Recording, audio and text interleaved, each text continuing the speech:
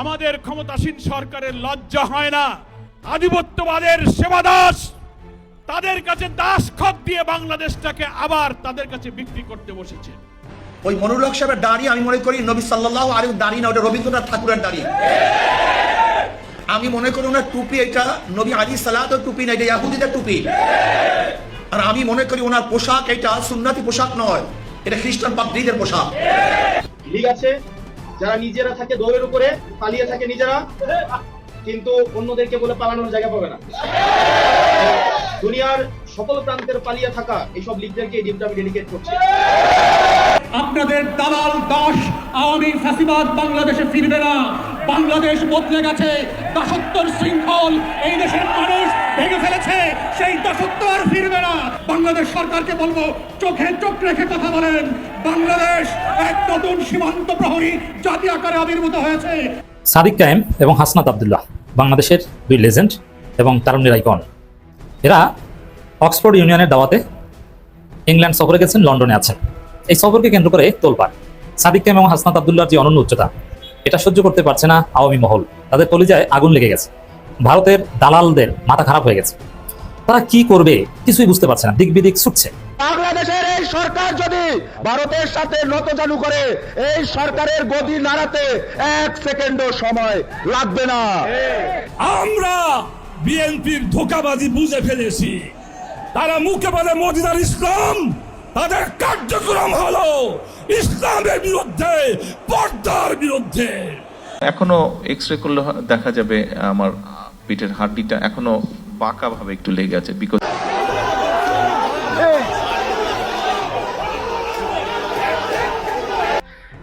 আসসালামু আলাইকুম দর্শক, খুবই গুরুত্বপূর্ণ একটা ভিডিও নিয়ে আপনাদের সম্মুখে হাজির হয়েছি।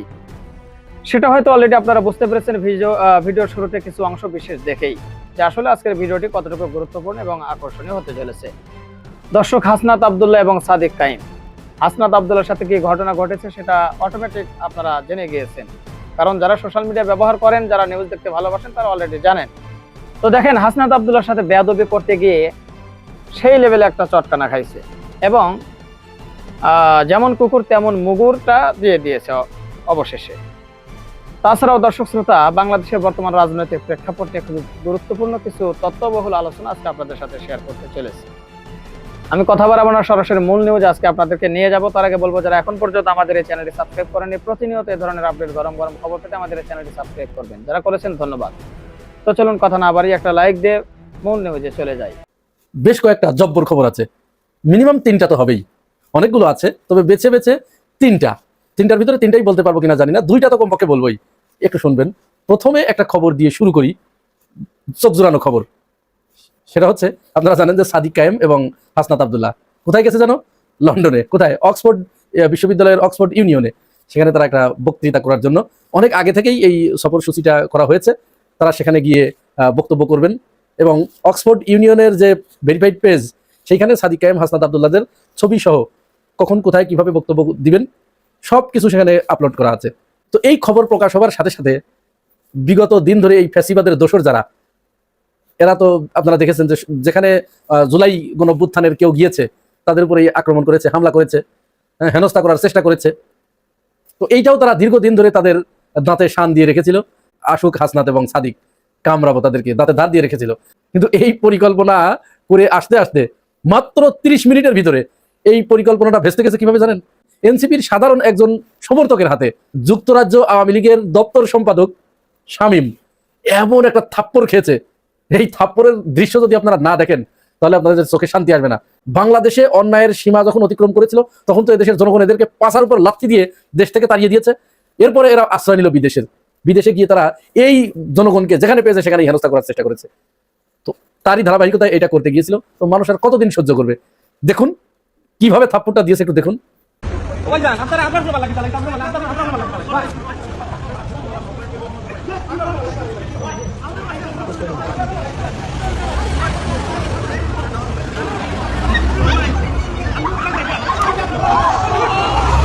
এইগুলো আসলে এদের নিজের 2 হাতের কামাই। এদেশে যা অপকর্ম করেছে 17 বছর ধরে, সেইটার ব্যাপারে বিন্দুমাত্র অনুশোচনা বোধ তো দূরের কথা, আবার এখন বাইরে গিয়েও তারা এইভাবে একের পর এক অনেক ঘটনা কিন্তু ঘটিয়েছে, কিন্তু পার পেয়ে গেছে। এইবার এই জুলাই গণঅভ্যুত্থানের পক্ষের শক্তি এরাও খুব একটা কোমর বেঁধে লেগেছে যে এবার এদের যেখানে পাবো সেখানে মার হবে, যেভাবে বাংলাদেশ থেকে মার দেওয়া হয়েছে। তো তারই ধারাবাহিকতায় এই থাপ্পড়টা দিয়েছে। তো এইটা একটা জব্বর খবর। দ্বিতীয় খবরটা হচ্ছে জামাত ইসলাম কিন্তু বাংলাদেশে বিরাট একটা বিজয় আপাত দৃষ্টিতে অর্জন করে ফেলেছে। অর্জনটা কি? আপনারা জানেন যে বিএনপি বিভিন্ন প্রতিষ্ঠান দখলবাজিতে তারা লিপ্ত হয়েছে, একের পর এক বিভিন্ন প্রতিষ্ঠান তারা দখল করেছে। দলীয়করণের যে চূড়ান্ত নমুনা সেটা তারা প্রমাণ করেছে। বিশ্ববিদ্যালয়গুলোতে সব দলীয় শিক্ষক দিয়েছে, সমস্ত সিটি কর্পোরেশনগুলোতে নির্বাচন না দিয়ে সেখানে দলীয় লোক বসিয়ে দিয়েছে প্রশাসক হিসেবে। বাংলাদেশের যতগুলো জেলা পরিষদ আছে প্রত্যেকটা জেলা পরিষদে দলীয় লোক নিয়োগ দিয়েছে প্রশাসক হিসেবে। এছাড়া যত প্রতিষ্ঠান আছে সরকারি বেসরকারি, এবার সেখানে তারা হামলে করেছে। সর্বশেষ তারা ইসলামী ব্যাংক দখলের জন্য মরিয়া হয়ে উঠেছে এবং এটা তারা দখল করবে, এটা করবেই। তো এই দখল প্রক্রিয়ার অংশ হিসেবেই তারা ইসলামী ব্যাংকে একজন চেয়ারম্যান দিয়েছিলেন খুরশিদ আলম। এই খুরশিদ আলম আপনারা সবাই জানেন, এ ব্যাপারে সবাই অবগত। তিনি এস আলমের পকেট ছিলেন, ফ্যাসিবাদের দোসর ছিলেন। 5 আগস্ট পরবর্তী সময়ে তিনি ওই বাইতুল মোকাররমের ওই যে খতিবের মতো তিনিও পালিয়ে গিয়েছিলেন। এদেরকে কিন্তু কেউ পালিয়ে যেতে বলে নাই বা কেউ মারতেও যায়নি। এরা যে অপকর্মটা করেছে তারা ধরেই নিয়েছে যে এই অপকর্মের শাস্তি দেশের জনগণ দিতে এগিয়ে আসছে, এই ভয়ে পালিয়ে গিয়েছিল। তো যাই হোক, আমাদের বিএনপি জুলাইয়ের কথা বলে, জুলাই গণঅভ্যুত্থানের কথা বলে মানুষের কাছ থেকে ভোট নিয়ে সেখান থেকে পুরা ডিগবাজি দিয়ে একেবারে 90, 180 ডিগ্রি অ্যাঙ্গেলে ঘুরে গেছে। তারা জুলাইকে কিভাবে জলাঞ্জলি দেওয়া যায় সেই চিন্তায় তারা এখন উঠে পড়ে লেগেছে। জুলাইয়ের যে আকাঙ্ক্ষা ছিল, সেই আকাঙ্ক্ষার প্রথম যে রূপায়ণটা ছিল সেটা হচ্ছে গণভোট। এই গণভোটটা তারা এসেই বাতিল করে দিয়েছে। তারা গুম কমিশন বাতিল করে দিয়েছে, তারা বিচার বিভাগের যে স্বাধীন বিচার বিভাগ গঠন সেটা বাতিল করে দিয়েছে, তারপরে সুপ্রিম কোর্ট পৃথক সচিবালয় গঠন সেটা বাতিল করে দিয়েছে, ন্যায়পাল গঠন বাতিল করে দিয়েছে। সবকিছু এক কথায় যতগুলো সংস্কার কমিশনে যেগুলো সংস্কার প্রস্তাব আনা হয়েছিল সবগুলো বাতিল করে দিয়েছে। এরই ধারাবাহিকতায় কিন্তু তারা ইসলামী ব্যাংকটাকে দখল করতে গিয়েছিল। এরপরে তো সাধারণ গ্রাহকরা সেখানে প্রতিবাদে মুখর হলো, আন্দোলন করলো। যদিও বলা হয় যে এটা জামাতের ব্যাংক, আসলে এটা তো জামাতের ব্যাংক ছিল না। তাদের মাথার ভিতরে এই পোকা শেখ হাসিনা ঢুকিয়ে দিয়ে গেছে। শেখ হাসিনা কিন্তু এটা জামাতের ব্যাংক বলেই এটা দখল করেছিল। আসলে এখানে জামাতের কতটুকু কি আছে, আপনি যদি এখানে টপ 100 জন বিনিয়োগ গ্রাহকের তালিকা করেন, টপ 100 জন, একটা লোক জামাতের নাই। আপনি যদি এখানে 1000 জন বিনিয়োগ গ্রাহকের তালিকা করেন, এখানেও কিন্তু জামাতের কেউ নাই। কিন্তু তারপরেও জামাত মুক্ত করতে হবে, জামাত নাকি এখান থেকে বিরাট অর্থনৈতিক সুযোগ সুবিধা গ্রহণ করে। এই ধরনের কাল্পনিক চিন্তা যাদের মাথার ভিতরে ঢোকে এবং সেই অনুযায়ী যারা পদক্ষেপ নিতে যায় তাদের আর কিছু বলার থাকে না। কোনো প্রতিষ্ঠান থেকে কোনো দলকে টাকা দেয়, এটা কখনো শুনেছেন? মির্জা আব্বাসের ব্যাংক ঢাকা ব্যাংক, ওইটা বিএনপির ব্যাংক হয় না। আব্দুল আল মিন্টুর ন্যাশনাল ব্যাংক, ওইটা বিএনপির ব্যাংক হয় না। সালমান রহমানের আইএফআইসি ব্যাংক, ওইটা আওয়ামী লীগের ব্যাংক হয় না। আব্দুল জলিলের মার্কেন্টাইল ব্যাংক, ওইটা আওয়ামী লীগের ব্যাংক হয় না। আর ইসলামী ব্যাংক জামাতের হয়ে গেছে, কারণ এখানকার লোকজন নামাজ পড়ে, এই প্রতিষ্ঠানে যারা চাকরি করে এখানে নিয়মিত জামাত হয়, এইটা হচ্ছে জামাতের আলামত। এবং এইখানের লোকগুলো সাধারণত একটু দাঁড়িয়ে রাখে, ইসলাম মনে হয়, ইসলামের কথা বলে এগুলো। তো ভাই, ইসলামের কথা বললে যদি জামাত হয়ে যায় তাহলে তো জামাতই ভালো। নামাজ কালাম পড়া দেখে যদি আপনি মনে করেন যে এটা জামাতের প্রতিষ্ঠান, তো তাহলে জামাতই ভালো। দাগ থেকে যদি দারুণ কিছু হয় তাহলে তো দাগই ভালো। তো যাই হোক, সেই দখল করতে গিয়ে অবশেষে গ্রাহকদের সম্মিলিত প্রচেষ্টায় তারা সেখানে ব্যর্থ হয়েছে। রবিবার বিকেলে ইসলামী ব্যাংকের যে পরিচালনা পর্ষদ ছিল বাংলাদেশ ব্যাংক, সেটি ভেঙে দিয়েছে। আর ওই খুরশিদ আলম তো এখানে পদত্যাগের তো আর কোনো প্রশ্নই নেই তাহলে, কারণ এটা তো টোটালি বাতিল হয়ে গেছে। তো এই বাতিল হওয়াতে যেটা হয়েছে, প্রাথমিক অবস্থায় কিন্তু একটা বিজয় হয়েছে, কিন্তু এই বিজয় কিন্তু বিজয় নয়। এইখানে আরো বেশি ভয়ঙ্কর ষড়যন্ত্র কিন্তু এখন শুরু হচ্ছে। এখন কিন্তু আপনাদের আরেকটু সচেতন হতে হবে, কারণ এখানে আমাদের স্বরাষ্ট্রমন্ত্রী এবং অর্থমন্ত্রী তার এলাকার বিষয়টাকেই তো কেন্দ্র করে ঘটনাটা ঘটেছে। তার এলাকারই সবচেয়ে বড় মাফিয়া, সবচেয়ে বড় ব্যাংক ডাকাত এস আলম, এই এস আলমের পক্ষ হয়ে কিন্তু এই দুজন এখানে কাজ করতে গিয়েছিল। এবং সেটা আমরা স্বরাষ্ট্রমন্ত্রীর বক্তব্যে স্পষ্ট পেয়েছি সংসদে। তিনি বলেছেন share holder is share holder. কোন পদ্ধতিতে তিনি শেয়ার হোল্ডারের মালিক হয়েছেন ওইটা আলাদা ডিবেট, কিন্তু তিনি শেয়ার হোল্ডার। তার মানে তিনি ধরে নিয়েছেন যে ডাকাত কিভাবে সম্পদের মালিক হয়েছে সেটা বিবেচ্য বিষয় নয়, তিনি যে ডাকাতি করে এনেছেন এটা বিবেচ্য বিষয় নয়, তিনি সম্পদের মালিক, তিনি সম্পদের মালিক। এইভাবেই কিন্তু তিনি আগাচ্ছিলেন। এবং এই দুইজন মন্ত্রী এই ব্যাংকটাকে এস আলমের হাতে আবার তুলে দেওয়ার জন্য যত ধরনের প্রচেষ্টা চালানো দরকার তারা চালিয়েছে। ভিতরের যে খবর সেটা হচ্ছে, এই খুরশিদ আলম কিন্তু আরো আগেই পদত্যাগপত্র জমা দিয়েছিল, কিন্তু তিনি প্রকাশ করতে পারেন নাই, বাংলাদেশ ব্যাংকের গভর্নর প্রকাশ করতে পারেন নাই মন্ত্রীদের চাপে, যে এটা প্রকাশ করা যাবে না, আমরা জামাতের কাছে হেরে যাব, সরকারি দল হয়ে আমরা জামাতের কাছে হেরে যাব। যার কারণে অবশেষে যখন পারেই নাই, তখন কিন্তু ওই খুরশিদ আলমকে শুধু পদত্যাগ না করিয়ে পুরো বডি বাতিল করে দিয়েছে। এতে কি হলো, যে সম্মানটা আপাতত বাঁচানো গেল। কিন্তু এখন যেটা হবে সেটা হচ্ছে, এই খুরশিদ আলমের চেয়েও ভয়ঙ্কর কাউকে এখানে কিন্তু আনা হবে। শেয়ারের দাম অলরেডি কমিয়ে দেওয়া হয়েছে, এই শেয়ারগুলো সব এখন বিএনপির লোকজন কিনে নেবে, কিনে তারা এখন কিন্তু এখানে মালিক হবে। মালিকানা এখন পুরোটা মানে জামাত মুক্ত করতে হবে। এবং বাংলাদেশ ব্যাংকের গভর্নর নাকি এই কথা বলেছে, দেখলাম পটিয়াবাসী এটা প্রচার করছে যে কোনো মূল্যে জামাত মুক্ত করতে হবে। সুতরাং আপনারা যারা প্রাথমিক বিজয় হয়েছে এই আনন্দে উচ্ছ্বসিত হয়ে নির্বিঘ্নে ঘরে ফিরে যাচ্ছেন, ফিরে যান, ঠিক আছে, কিন্তু একটু নজরে রাখেন যে কোন দিকে কি হচ্ছে, কোন দিকের পানি কোন দিকে গড়াচ্ছে, এটা একটু নজরে রাখা দরকার। সাদিক কায়েম এবং হাসনাত আব্দুল্লাহ বাংলাদেশের দুই লেজেন্ড এবং তারুণ্যের আইকন, এরা অক্সফোর্ড ইউনিয়নের দাওয়াতে ইংল্যান্ড সফরে গেছেন, লন্ডনে আছেন। এই সফরকে কেন্দ্র করে তোলপাড়। সাদিক কায়েম এবং হাসনাত আব্দুল্লাহর যে অনন্য উচ্চতা, এটা সহ্য করতে পারছে না আওয়ামী মহল। তাদের কলিজায় আগুন লেগে গেছে। ভারতের দালালদের মাথা খারাপ হয়ে গেছে। তারা কি করবে কিছুই বুঝতে পারছে না, দিক বিদিক ছুটছে, পাগল হয়ে গেছে। এক একজনের মাথা নষ্ট হয়ে গেছে, অনেক উদ্ভট যুক্তি নিয়ে আসছে এবং জ্বলে পুড়ে মরছে। মজার বিষয়, আমার বিএনপির ভাইয়েরাও অনেকে জ্বলে পুড়ে মরছে।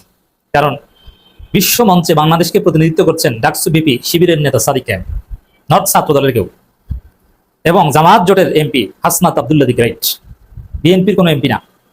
বিএনপি নাকি জুলাই যুদ্ধে নেতৃত্ব দিয়েছে, তারেক রহমানের নেতৃত্বেই নাকি জুলাই আন্দোলন হয়েছে, অমুক তমুক। কই, জুলাইয়ের প্রতিনিধি হিসেবে পৃথিবীর কোনো মঞ্চে ছাত্র দলকে দাওয়াত দেওয়া হয়নি, বরং চীন শিবিরকে দাওয়াত দেয়। ওইটা দেখে ডাকসুকে দাওয়াত দেয়। তারা নিজ খরচে, সরকারি ব্যবস্থাপনায় চীন সফরে যে একটু মুখ রক্ষার চেষ্টা করে আবিদরা। তো দর্শক, আওয়ামী লীগ হাসনাত আব্দুল্লাহর উপর এত সিরিয়াস কেন? তাকে ঠেকানোর চেষ্টা করেছে, তাকে অপমানিত লাঞ্ছিত করার চেষ্টা করেছে, তার উপর হামলা করেছে, ডিম নিক্ষেপ করেছে। দেখেন, যেটা হাসিনাকে ঘিরে অতীতে হতো, এটা এখন হাসনাত আব্দুল্লাহকে ঘিরে হচ্ছে। আমরা হাসিনাকে এরকম ডিম নিক্ষেপ করতাম, আর এখন হাসনাত আব্দুল্লাহকে ঘিরে ডিম নিক্ষেপ করার চেষ্টা করছে ওরা। তাহলে বুঝেন যে হাসনাত আব্দুল্লাহকে ওরা কি মনে করে, হাসিনার প্যারালাল। হাসিনা যেরকম আওয়ামী ক্যাপ্টেন ছিল, এবং আমরা হাসিনাকে ঠেকাতে লন্ডন থেকে প্যারিস বা হাসিনা যেখানেই যেত, টোটাল ইউরোপের, এমনকি নিউ ইয়র্কে গেলে সেখান থেকে, লন্ডন থেকে অনেক লোক সেখানে যেত। তো দর্শক, আরো আশেপাশের বেলজিয়াম থেকে, প্যারিস থেকে, পর্তুগাল থেকে অনেক লোক লন্ডনে আসতো হাসিনাকে ঠেকাতে, হাসিনা বিরোধী মিছিল করতে। তো এতটা গুরুত্ব আমরা হাসিনা বিরোধীরা দিতাম, বিএনপি জামাত সবাই দিত, অথবা আমরা যারা কোনো দল করি না, আমরা সবাই এই বলয় ছিলাম।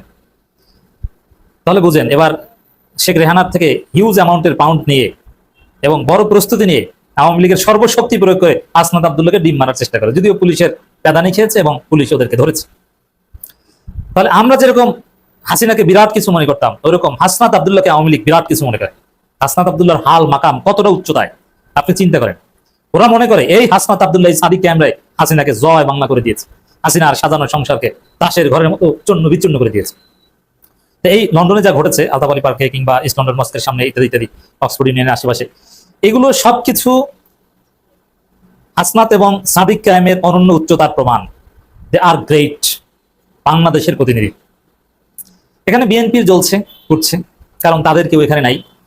দেখলাম আওয়ামী লীগের লোকজন, এই গরু মহিউদ্দিনরা নানানভাবে চেষ্টা করছে যে না, এখানে অক্সফোর্ড না, এটা লোকাল একটা ভাড়া নিয়ে অমুক তমুক কত কিছু। বিএনপির লোকজন দেখলাম বলছে, বিএনপির যে রেজাল্ট করেন রনি আছে, তারাও বলার চেষ্টা করছে না এটা অক্সফোর্ড। আচ্ছা দেখেন, প্রথম কথা হচ্ছে যে আমার দর্শক, আমি বিশেষ করে যারা একটু এলিট, বেশি উচ্চশিক্ষিত, আমি তাদেরকে সবসময় আমার আলোচনা শুনতে ডিসকারেজ করি। ভাই, আপনাদের জন্য আমার আলোচনা না, আমি আলোচনা করি আমার দর্শক, সাধারণত যারা আমার টার্গেট অডিয়েন্স, আমি তাদেরকে চিনি। তারা মার্জিনালাইজড, মধ্যম মানের, মধ্যমপন্থী, শিক্ষা দীক্ষা মধ্যম, তারা হচ্ছে আমার দর্শক।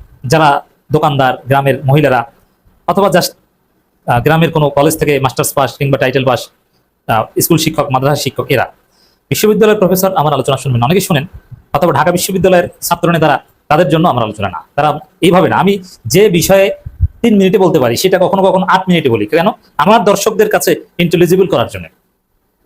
তো এই জন্য আমি সহজভাবে বলছি। দেখেন, খেয়াল করেন, সাদিক কায়েম কিংবা হাসনাত আব্দুল্লাহ, এরা কেউ কখনো বলেনি যে আমাদেরকে অক্সফোর্ড বিশ্ববিদ্যালয়ে দাওয়াত দিয়েছে। সাদিক কায়েমের ফেসবুক পোস্ট এখনো মজুদ আছে লন্ডন যাওয়ার সময়, যে অক্সফোর্ড ইউনিয়নের দাওয়াত, অক্সফোর্ড বিশ্ববিদ্যালয়ের অক্সফোর্ড ইউনিয়ন এক নয়। তো ওরা এটাকে নিয়ে বিভ্রান্তি সৃষ্টি করার চেষ্টা করছে। ওরা বলছে হল ভাড়া নিয়ে অমুক তমুক, না, এটা অক্সফোর্ড ইউনিয়নের দাওয়াত। অক্সফোর্ড ইউনিয়ন হচ্ছে শিক্ষার্থীদের, অক্সফোর্ড বিশ্ববিদ্যালয়ের শিক্ষার্থীদের মাধ্যমে পরিচালিত একটা স্টুডেন্ট প্ল্যাটফর্ম, একটা ডিবেট ইউনিয়ন কিংবা একটা প্রেস্টিজিয়াস প্ল্যাটফর্ম। ওই অক্সফোর্ড ইউনিয়নেই প্রফেসর ইউনুস, ডক্টর কামাল, সজীব ওয়াজেদ জয় বক্তব্য দিয়েছেন, ইমরান খান বক্তব্য দিয়েছেন। এই অক্সফোর্ড ইউনিয়নেই স্টিফেন হকিংস, আলবার্ট আইনস্টাইন এরা বক্তব্য দিয়েছে, বারাক ওবামা এরা বক্তব্য দিয়েছে। This is that Oxford union. সেই প্রফেসর ইউনুসকে, ডক্টর কামালকে কিংবা বারাক ওবামাকে, ইমরান খানকে, আলবার্ট আইনস্টাইনকে, স্টিফেন হকিংসকে যারা দাওয়াত দিত, সাদিক কায়েম, হাসনাত আব্দুল্লাহকে তারাই দাওয়াত দিয়েছে। তবে পার্থক্য আছে যে একক বক্তৃতা আর প্যানেল আলোচনার প্যানেলিস্ট দুইটা এক না। আমি এতক্ষণ যাদের নাম বললাম, তাহলে একক বক্তৃতা দিত, হাসনাত আব্দুল্লাহ, সাদিক কায়েম এরা প্যানেল ডিসকাশনে গিয়েছে, কিন্তু কর্তৃপক্ষ একই। এখন এটা দেখে একটা গোষ্ঠী বিএনপি আওয়ামী লীগের জ্বলছে, জ্বলে পড়ে লাভ নাই ভাই। আপনারা ওইখানে কেউ কেউ মজার ছলে পরামর্শ দিয়েছে যে তারেক রহমানের মেয়ের বিয়ের অনুষ্ঠানটা লন্ডনে করা হোক, আর অক্সফোর্ড ইউনিয়নের হলরুমটা ভাড়া নেওয়া হোক, তাহলে ছাত্র দলের ছেলেরা যেতে পারবে, ছবি তুলতে পারবে। এই যে দেখো আমি অক্সফোর্ড ইউনিয়ন, তো দর্শক, এটা একটা দিক। আরেকটা দিক হচ্ছে যে হাসনাত আব্দুল্লাহকে টার্গেট করা হচ্ছে। হাসনাত আব্দুল্লাহ সত্যিকার অর্থেই একজন বীর এবং জুলাই অন্যতম নায়ক, ক্যাপ্টেইন হাসনাত আব্দুল্লাহ। এই হাসনাত আব্দুল্লাহকে জামাত শিবির প্রোটেক্ট করা, রক্ষা করার দায়িত্ব নিয়েছে।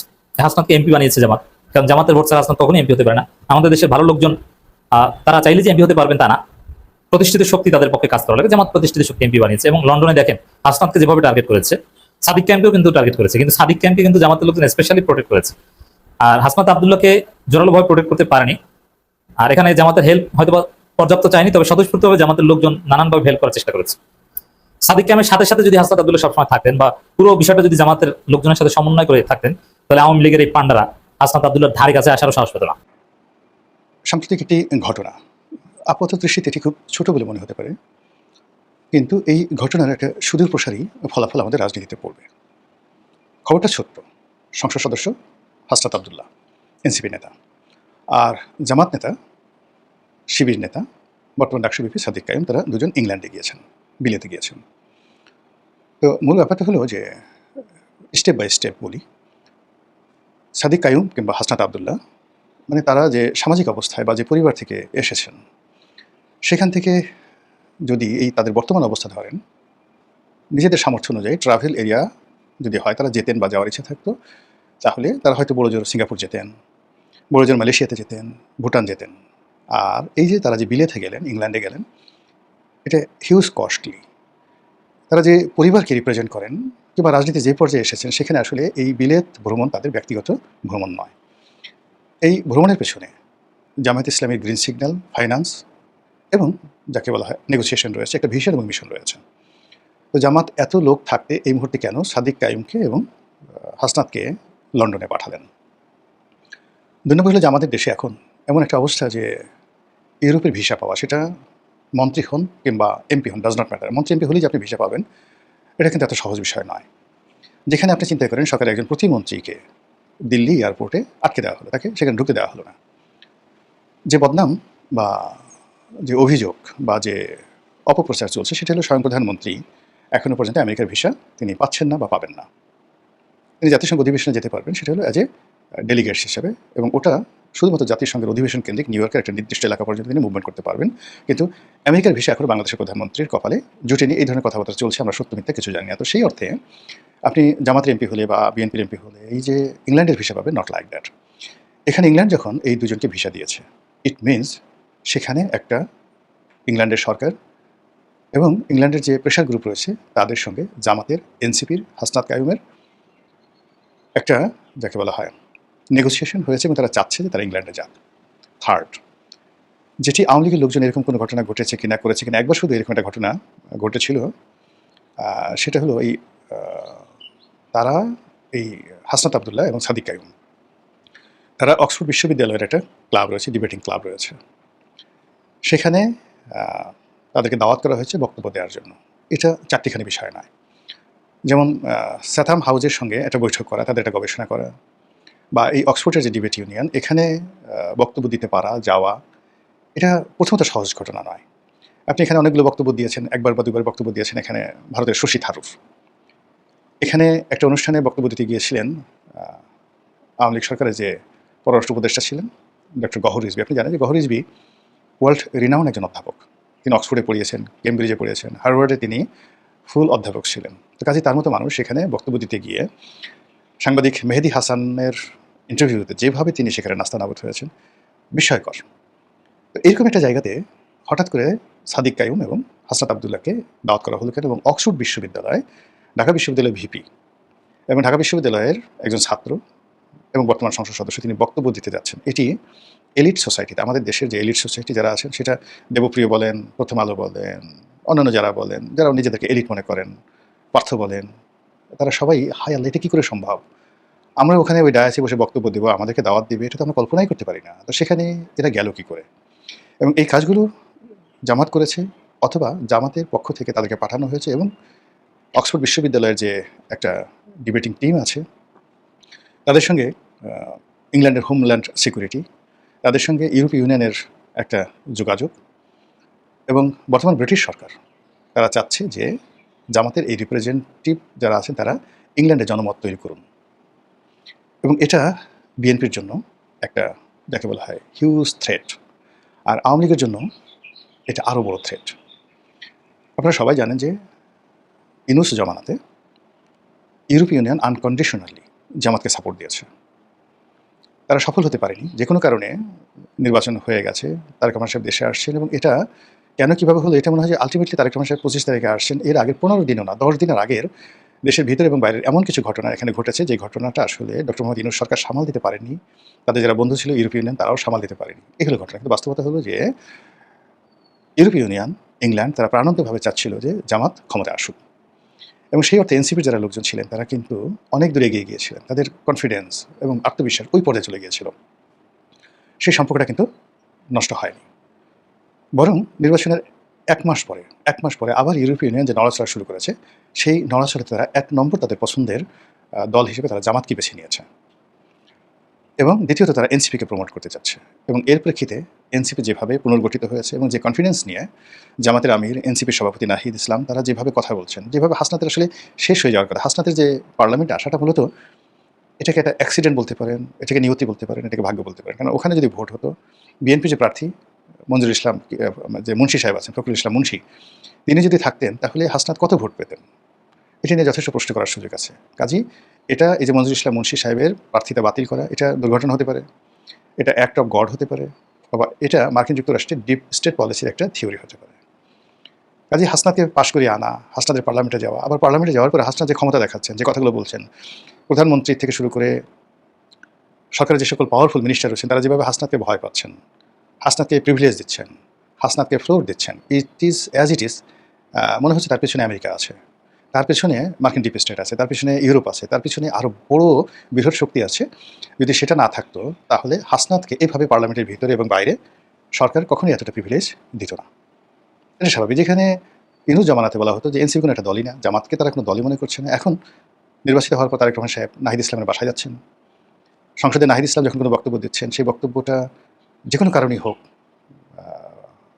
প্রধানমন্ত্রী, সালাউদ্দিন সাহেব, জামাতের আমির এবং নাহিদ তাদের যে বক্তব্য ইকুইভ্যালেন্ট হচ্ছে, সমপর্যায়ে হয়ে যাচ্ছে। অন্যদিকে পার্থ বা প্রধানমন্ত্রী কিংবা সালাউদ্দিন সাহেব তারা যে লেভেলে বক্তব্য দিচ্ছেন সেটার যে গুরুত্ব, হাসনাত আবদুল্লাহর বক্তব্য ঠিক একই গুরুত্ব সেখানে পাচ্ছে, এমনকি বেটার দেন আবদুল্লাহ মোহাম্মদ তাহের। তো কাজী এই যে পার্লামেন্টে নাহিদ ইসলামের উত্থান, তার পারফরমেন্স, এবং হাসনাত আবদুল্লাহর উত্থান এবং তার যে পারফরমেন্স, এটার সঙ্গে আসলে ডক্টর মোহাম্মদ ইউনূসের জমানার যে 18 মাস বা নির্বাচনের পরবর্তী 1 মাস, এটার কোনো ধারাবাহিকতা পাবে না। মনে হবে যে তারা নতুন করে তাদের যে চুল্লি আছে, পারমাণবিক চুল্লি আছে, রাজনীতির যে নিউক্লিয়ার পাওয়ার আছে, সেই নিউক্লিয়ার পাওয়ারে they have got a new fuel.